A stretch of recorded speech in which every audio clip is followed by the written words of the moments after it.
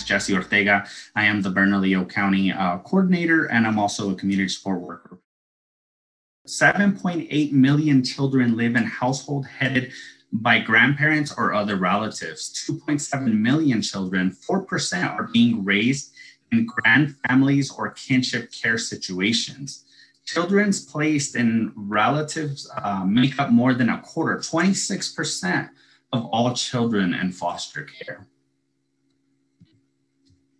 According to the New Mexico 2010 census, over 71,000, 13.8 of New Mexico children live in homes where the householders are grandparents or other relatives. Over 30,000 New Mexico children live in homes with grandparent householders where the grandparents are responsible for day-to-day care of the child. And I'm sure, you know, this is only from the 2010 census. I'm sure that number has grown. All right, I want to go over a couple of benefits of the kinship care. First thing, it's family preservation. The child's psychological and emotional stability are more easily maintained when they're remaining in family systems. They avoid interruptions, family legacies of substance abuse, maltreatment, and codependency. They also minimize the feeling of abandonment and rejection. Children are often better able to address unsolved family issues and traumas. These are challenges of a lot of kinship care guardians out there. We deal with who's the boss. Role and boundary confusion can be problematic for the child, the caregiver, and bio parents. Adults may be threatened by the need to reestablish a hierarchy for decision-making, authority, and also parenting. Children may find it challenging to accept the new hierarchies and rules. So this is the Kinship Guardian Act here in New Mexico. After 90 days of guardianship, you are allowed to be appointed as a legal guardian. So this goes over here in New Mexico. It means basically that the child has to be under your care for 90 days without the parent being under the same household. So this is a comment from Jan Wagner. She's also a kin giver. The most important thing you can do is to know what options you have for taking your kin. Take time to look at your options and pick the one that is best for you, not your caseworker. If you don't understand, ask questions. I wish I had done more of that. So that's important, guys. That's one thing that I try to talk to a lot of my clients about, is making sure that you know what you're getting into, because this is a huge dramatic change in your family's way of life kind of deal, and your finances, and you know, it's a big change. So that's why I asked to ask these questions and to really know what you really want to do. We can't make this decision based off of, oh, I need to help them now kind of deal. You know, we really got to sit down and really think what our next option is going to be. So it brings me to the ask yourself, you know, and like I said, these are questions that I do like to ask a lot of my clients. What is our family's short-term goal? What is our family's long-term goal? Do we want this to be a temporary situation or a permanent one? Those are questions we really have to ask ourselves. We really have to ask our significant others, our family, and really make the best decision for yourself and also the kids. We're going to talk a little bit about types of guardianships that we deal with on a regular basis, that being a power of attorney, CYFD placement, a caregiver affidavit, and also a kinship guardianship. These are the short-term options. Short-term option, that being of a power of attorney. It's a legal document where a parent authorizes another adult to act in the parent's place on behalf of the child. It tells others, such as doctors or teachers, that when a signature is needed, you have the authority to sign in place of the parent. The parent retains all legal rights. The power of attorney, the parent shares the authority to make decisions with that designated adult. The parent decides which duties he or she wishes to share with the other adult, and the length of the time that the power of attorney will be in effect. A power of attorney can also be used for broad purposes, such as decisions regarding care, custody, and property of the minor child. A power of attorney is only valid up to 6 months, and it also allows the parent to revoke at any time. CYFD placement. CYFD can voluntarily place a child with a caregiver without granting custody. These placements are called voluntary placement agreements or safety plans. The agreement is signed by the parent in order to keep the child out of CYFD custody. Now we're going to look at longer options that we do have, okay? So with the CYFD placement, that is usually, I want to say, anywhere from a week to a couple of weeks. And also, like I said, the caregiver affidavit is only up to 6 months. So a caregiver authorization affidavit. It's filled out by the caregiver. This is a legal document, allows you to enroll the child in school and consent for medical treatment. The affidavit is valid for 1 year. It does not take away or suspend the parent's legal rights. And then we also come to a kinship guardianship. It's an order for a kinship guardianship where it suspends the child's parents' rights, and it transfers most of those rights to the guardian when parents are unable and unwilling to care for the child. The child must have resided with the guardian for at least 90 days without a parent in the home. So we go back to that New Mexico CARE Act that says that after 90 days, you are able to get that guardianship, as long as the parent hasn't been living in the home with the child and yourself. These are the effects of guardianship. So this is the order. It's a final order issued by the court suspending the parent's rights and grants those rights to the guardian, except the right to consent to adoption, which is very important. That is something that we really have to have an understanding that even though you're getting this kinship guardianship, it does not go over the consent of adoption or any other rights reserved by the courts or the parents.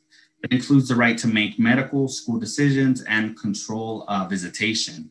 Lasts until the child turns 18 unless revoked by the court or to reestablish those rights by the parents. So this is important in a way where, if the parents, are taking the right steps and they're doing everything they need to do, they can petition this to the court and say, you know what, we turned our life around. We are ready to become these parents again. This is something that the courts can see, and they can revoke this guardianship to make sure that they can reestablish those rights with the parents. Okay. Once again, this is not 100% permanent. If a parent, guardian, or a child that is the age of 14 or older wants to revoke the guardianship, they must have to file this in a court. So, if the kiddo is over 14, doesn't like the situation they're in, or for whatever reason, they do have the right to try to revoke this guardianship. So, like I said, it is a great, it's a great guardianship, but it's also not 100% permanent. So here we have the comparisons, between a CYFD placement all the way to a kinship guardianship. The only one that suspends the parent's rights is that kinship guardianship. With everything else here, the parent retains all legal rights, okay? So that is one thing we really have to have an understanding of the different types of, guardianships. All right, so now we're going to go into a caregiver's dilemma.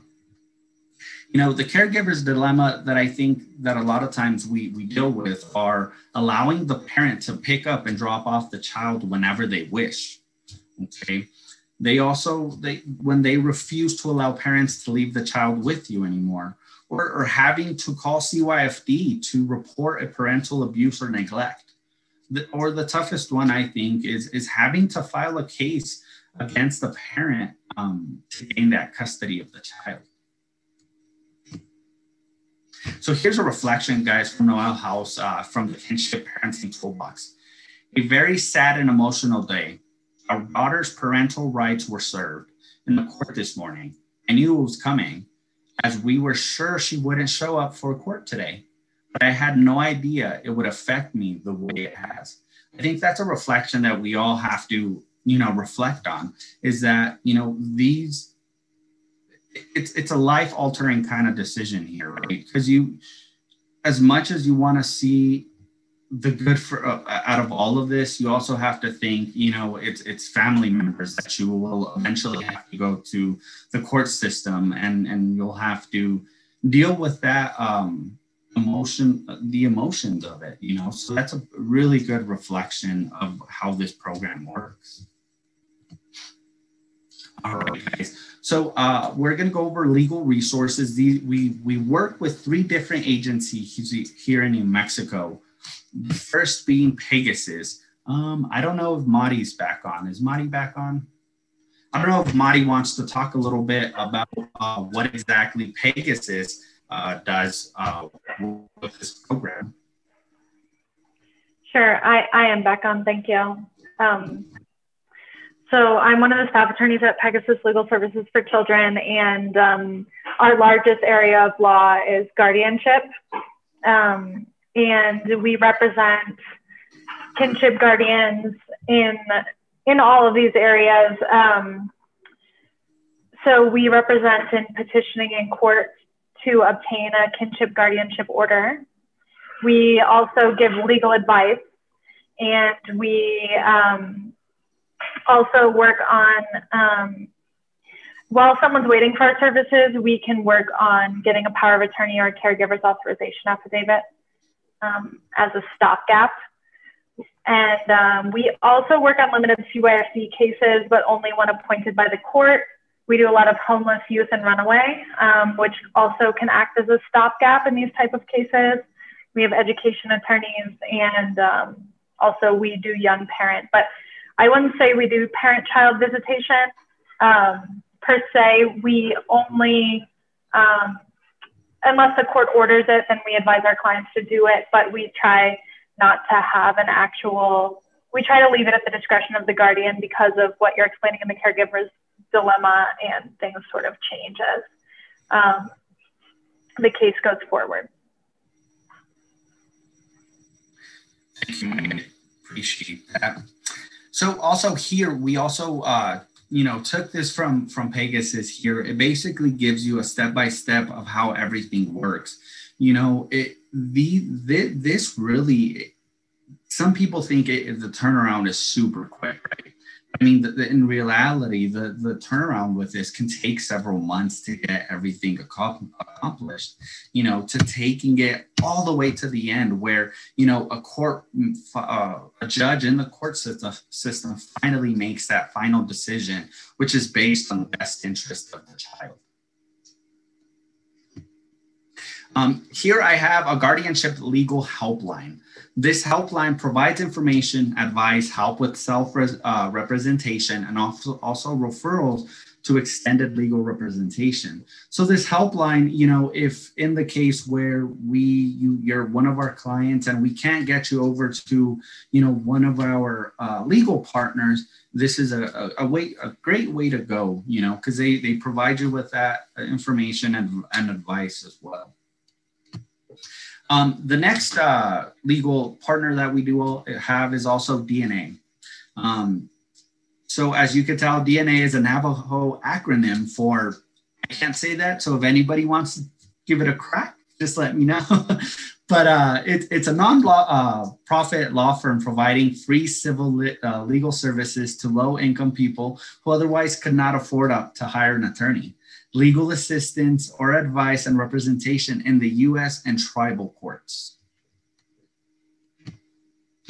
And finally, we have New Mexico Legal Aid. New Mexico Legal Aid is another partner that we work with that can also help with public benefits, being there from Medicaid to housing to Social Security and also supplement security.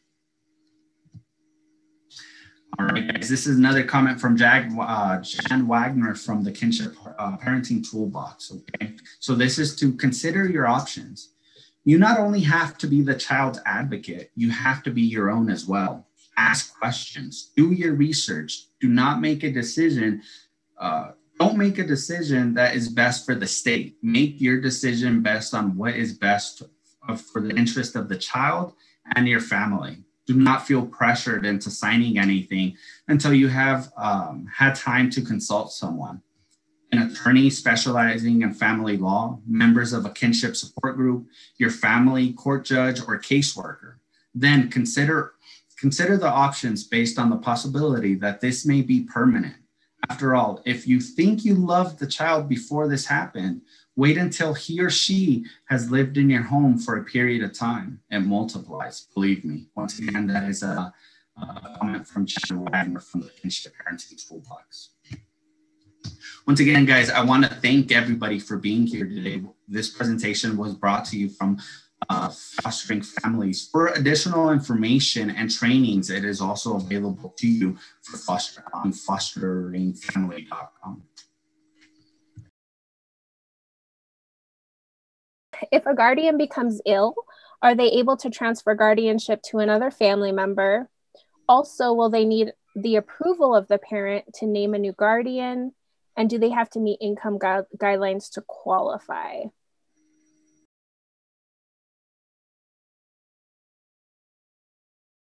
So in order to transfer guardianship, I'm going to put that in quotes because so once you get a court order for guardianship, only a court can modify that order. So let's say that my parents get guardianship of my two children, and then my parents become ill, and they send those kids to live with my sister, and my sister wants to petition for guardianship. So either my parents can petition to revoke the guardianship, and when you do that, you actually file a motion for revocation, which Jesse spoke briefly about, and lay out the circumstances. So any party or any other person, the statute says actually any person. So anyone who's a human can technically motion to revoke, and they have to, again, serve the parents. So the parents don't have to agree, but the petitioner has to meet the elements of guardianship, which are that the child's been with you for 90 days, or there are extraordinary circumstances, or the parent consents in writing. And then you have to allege that it's in the child's best interest to be with you. You have a kinship bond, all of those things. And there's actually pro se forms, which is self-represented forms on the New Mexico Supreme Court website, which are a pretty good guide for what's required and how to do those things. And I can send those to Jesse and Robin, or I'll link them to you both, and that way you can have them handy. So the thing is that if the guardianship is being changed, the parents have to be again served. I was just curious if when they're meeting with Pegasus or any of the other agencies you all contract with, are they having to meet income guidelines? Our office, yes. They have to be 300% or below of the federal poverty line. And my understanding from New Mexico Legal Aid was that they did not have income guidelines. That is correct. Yeah, with New Mexico Legal Aid, they do not have to meet those income guidelines. This was a question I had about my own family.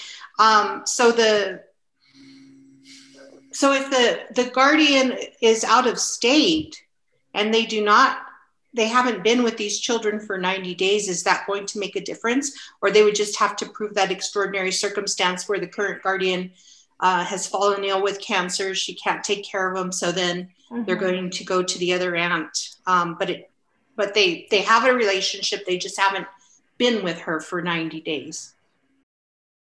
It's a little more complex when, so you can always claim extraordinary circumstances, but the circumstances must actually be extraordinary. And you must file in the county where the child or children reside. But there's another thing where, like, if a New Mexico court starts out with what's called jurisdiction, which is the right place to file, And then there's parties in different jurisdictions. Technically, the first jurisdiction that began the guardianship maintains that jurisdiction until the child turns 18, unless literally judges talk to each other in different jurisdictions. Okay. So it's best to just go with where the child resides. Complicated if it's going out of state. Okay. Yeah, we've definitely done it before where the child doesn't live, but we've only ever done it with runaway teenagers. When a child runs away, they want to go to someone out of state. But it's possible. It's just a little more tricky to spell out. Also, I'm pretty sure that DNA has income guidelines. I don't know for this specific grant, but generally they operate on income guidelines. That was my first legal aid job.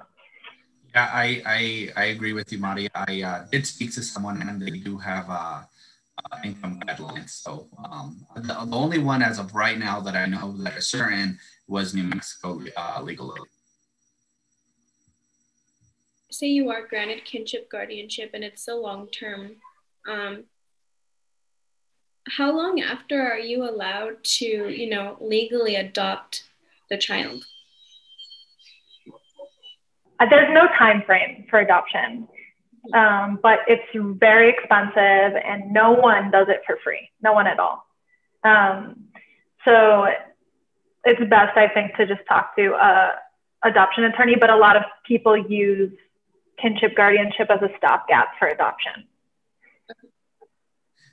So like with a power of attorney, can it be done so that you don't have to be renewing it? Like to say until the parent